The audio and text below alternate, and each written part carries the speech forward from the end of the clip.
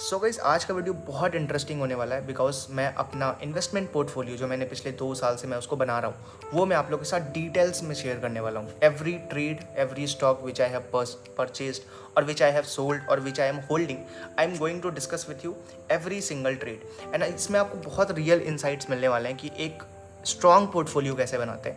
और आपको एक और इंसाइट मिलने वाला है कि अगर आपको एक अच्छा पोर्टफोलियो बनाना है या फिर अच्छा इन्वेस्टमेंट रिटर्न निकालना है, आपको बहुत सारे स्टॉक्स को नहीं रखना होता है। आपको 2-4 अच्छे स्टॉक्स ही पकड़ने होते हैं और उसमें बस बैठना होता है। तो आपको बहुत अच्छा इंसाइट मिलने वाला है इस वीडियो में, तो आप स्टिक रहना। चलो चलते हैं पोर्टफोलियो पे एंड बाकी बातें फिर वहीं पे करने वाले हैं हम लोग। सो गाइस, आपके सामने एक पोर्टफोलियो आपको दिख रहा होगा जो कि ऑलमोस्ट 8.2 लाख इसका अभी करंट वैल्यू है। टोटल इन्वेस्टेड अमाउंट इसमें ऑलमोस्ट 7.3 लाख के आसपास है। ठीक है, तो इसमें अगर आप डीप डाइव करोगे तो लगभग 20-21 स्टॉक्स हैं मेरे पास जो अभी करंटली मैं इनको होल्ड कर रहा हूँ। मैं आऊँगा इनके ऊपर भी, बट सबसे पहले मैं चाहता हूँ कि पीएनएल पे चलते हैं। ठीक है, अब पीएनएल पे क्यों जाना चाहता हूँ, इसका एक सिंपल सा रीज़न है कि सबसे पहले तुम्हें दिखाना चाहता हूँ कि ये पोर्टफोलियो बना कब था। ठीक है, तो अब देखो, अगर मैं इसमें अप्रैल 2022 से मार्च 2023 करूँगा तो मैं एक भी स्टॉक नहीं दिखने वाला, क्योंकि मुझे जहाँ तक ध्यान में है मैंने नवंबर से स्टार्ट किया था, नवंबर 2022 से। अब क्यों नहीं आ रहा नवंबर 2022 से, क्योंकि भाई ये रियलाइज्ड पीएनएल है। रियलाइज्ड पीएनएल में नहीं आएगा जब तक तुम बुक नहीं करते प्रॉफिट। तुम जैसे ही उसके ऊपर आते हो तो आपको ट्रेड्स दिखने लग जाते हैं। ऑलमोस्ट नेट प्रॉफिट है 13.4 लाख का। ऑब्जर्व करना ध्यान से, 2023 से 2024 में जो रिटर्न बना है 13.4 लाख बना है।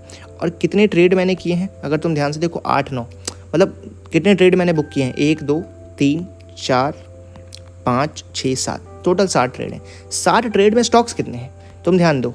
पेटीएम, ठीक है, आईटीसी, रिलायंस 3 हुए, आईआरएफसी 4 और इटर्नल्स 5। टोटल 5 स्टॉक ही हैं जिन्होंने मुझे ऑलमोस्ट 13 लाख के आसपास का रिटर्न बना के दिया है। तो तुम्हें बहुत सारे स्टॉक्स नहीं चाहिए होते, जो मैं बोल रहा था। You just need few stocks और थोड़ा सा गट्स और थोड़ा सा पेशेंस कि तुम बैठ सको। तुमको एक चीज़ और दिखाता हूँ, तुम मेरा पेशेंस देखो यार। पेटीएम में 12 मई से लेके 29 नवंबर तक बैठा, 18 शेयर्स ही थे, थोड़े से ही थे। 2 फरवरी से 29 नवंबर, 29 दिसंबर से 20 जनवरी, 24 जनवरी से 4 मार्च 2024, 23 अगस्त से 15 मार्च। 8-9 महीने का मेरा वेटिंग सब में रहता। और सबसे बड़ा पैसा इसी में बना था, आईआरएफसी में 15,000 शेयर्स हैं इसमें। ठीक है, ऑलमोस्ट 12-13 लाख के आसपास इसी में बन गया था। बाकी सब तो 10-20 हज़ार ही बना के हमें दे रहे। तो पहला लर्निंग तुमने क्या लिया कि आपको थोड़े बहुत ही स्टॉक्स चाहिए होते हैं। आपको बहुत नहीं, पूरे साल भर में मैंने 5 ही स्टॉक्स ढंग से क्लोज किए हैं और उसमें ढंग के पैसे मेरे बन गए हैं। ठीक है, और टोटल ट्रेडेड अमाउंट भी देख लो। ये ऐसा नहीं कि पोर्टफोलियो का अमाउंट नहीं है, ये टोटल ट्रेडेड है। ऑलमोस्ट ये पोर्टफोलियो 7-8 लाख के आसपास का ही है। उसी से ये रोटेशन चल रहा है एंड रोटेशन कर करके ये टोटल ट्रेड हुआ है 29.5 लाख का, जिसमें रिटर्न्स ऑलमोस्ट 13.4 लाख के आसपास का बन रहा है। अब थोड़ा होल्डिंग्स पे आते हैं। अगर होल्डिंग्स भी देखना चाहो तो देखो, अभी भी मैं क्या कर रहा हूँ, इंपॉर्टेंट है। OnePlus वापस से मैं होल्ड कर रहा हूँ। ठीक है, अब ध्यान से देखो तो OnePlus होल्ड कर रहा हूँ, वही पेटीएम। BLS होल्ड कर रहा हूँ, चलो एक नई कंपनी है, इसको मैं अभी तक, इसको बहुत पहले परचेस किया था, इसको अभी तक नहीं बेचा हूँ। ऑल्दो पहले मैं क्लास लिया करता था, उसमें एक स्टूडेंट ने ही हमारे साथ डिस्कस किया था और ये तब से मैं होल्ड कर रहा हूँ, अभी तक होल्ड कर रहा हूँ। मैंने बेचा नहीं है, बट बहुत अच्छा रिटर्न बना के दे रहा है। Almost 52% is a good return है। It's a very good company. ठीक है, REC still a very good company, 43% का रिटर्न है। तुम ध्यान देना, रिटर्न्स देखना। चलो इसमें ज़्यादा रिटर्न नहीं है, 4.3% का रिटर्न है। इसमें 41% का रिटर्न है, 43% का रिटर्न है। Tata Mahindra, state bank, these are very good companies. ITC again देखो, ITC मैंने वहाँ भी ट्रेड कर रहा था, मैं यहाँ भी ट्रेड कर रहा हूँ। 15% के आसपास का रिटर्न है। कम ही स्टॉक्स है, ऑल्दो 2 क्वांटिटी है, फर्क नहीं पड़ता क्योंकि मैक्सिमम मैंने निकाल दिया। ऑल्दो मैं और बिल्ड करूँगा, but still I have at least some. ये तो ETF है, चलो ठीक है, इसमें 75.6% का रिटर्न है। वो ETF तो आप लॉन्ग टाइम के लिए अपना बिल्ड करते हो, तो उसको मैं नहीं।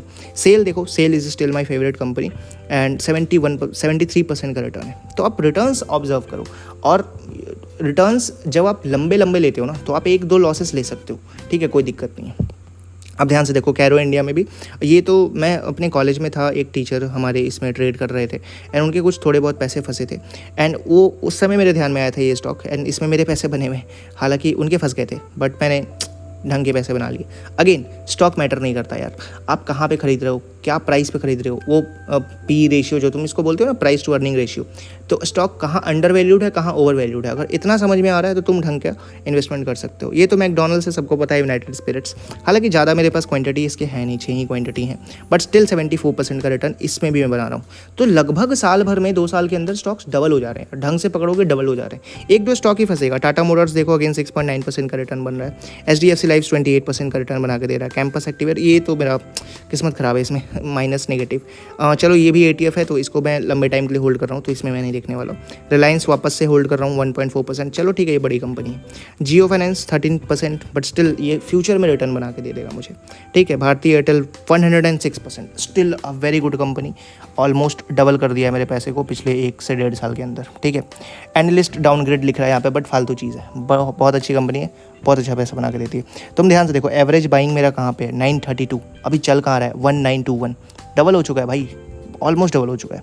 IRFC देखो, अभी भी मैं IRFC होल्ड कर रहा हूँ, 690 क्वांटिटी, बहुत कम क्वांटिटी है, नेगेटिव रिटर्न है, मुझे पता है कि अब वो वापस सेम प्राइस पे शायद नहीं आएगा, but still I am invested in this company, क्योंकि इस कंपनी ने भाई लाइफ बनाया भाई। निपॉन, अगेन ये तो ETF है, तो फ़र्क नहीं पड़ता। एक कंपनी है जो मेरा नुकसान कर रही है, which is TCS, because I am having a big hit here, 42,000, almost 50,000 का हिट है। ये जो आपको दिख रहा है अमाउंट यहाँ पे ना, ये में भी 9 लाख के आसपास होता अगर वो TCS उतना हिट नहीं दे रहा होता, बट आज से 6 महीना पहले शायद 9 लाख था भी, बट वो TCS का हिट जो आया नीचे, वो थोड़ा सा नीचे लेके गया। But still what you learn important क्या है, पोर्टफोलियो देख के तुमने सीखा क्या?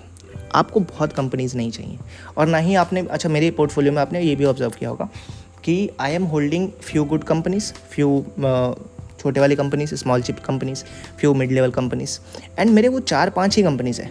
इसमें बहुत फेमस कंपनीज तुम्हें दिखे ही नहीं होंगे, तुम्हें HDFC बैंक नहीं दिखा होगा, तुम्हें ICICI बैंक नहीं दिखा होगा, तुम्हें अडानी वडानी नहीं दिखे होंगे, ठीक है। और ना ही मैं कभी ट्रेड करता हूँ अडानी में करना भी होता है, फ्यूचर में करता हूँ यार, स्टॉक्स में मेरा कोई इंटरेस्ट नहीं है अडानी में।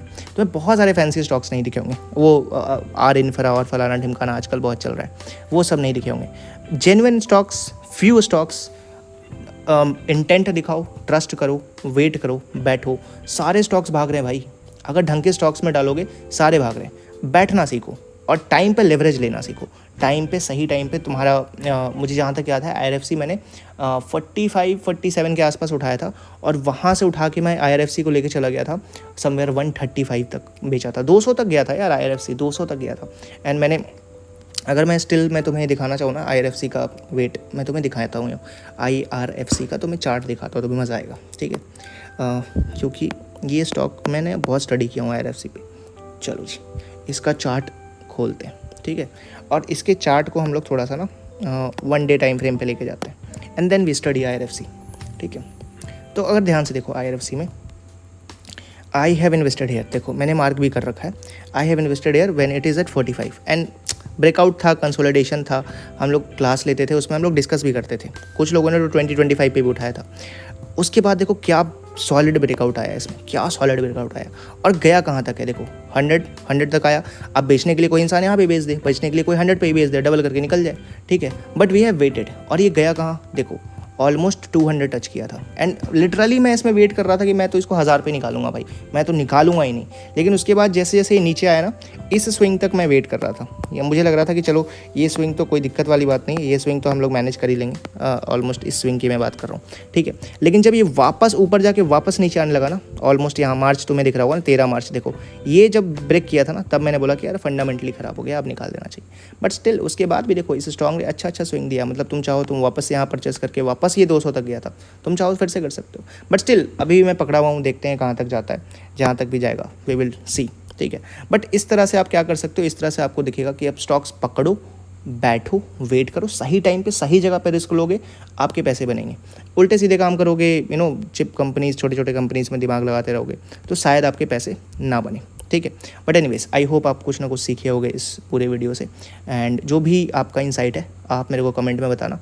एंड अभी मैं सोच रहा हूँ कि 2-4 इन्फॉर्मेटिव वीडियोज़ और बनाऊँ, तो आई एम कन्फ्यूज कि मैं ट्रेडिंग रिलेटेड बनाऊँ कि इन्वेस्टमेंट रिलेटेड बनाऊँ, जो भी आपको सही लगे आप नीचे कमेंट में एडवाइस दे सकते हो, एंड देन हम लोग उसके ऊपर काम करेंगे। सो मिलते हैं अगले वीडियो में, तब तक के लिए I will say keep growing and keep learning.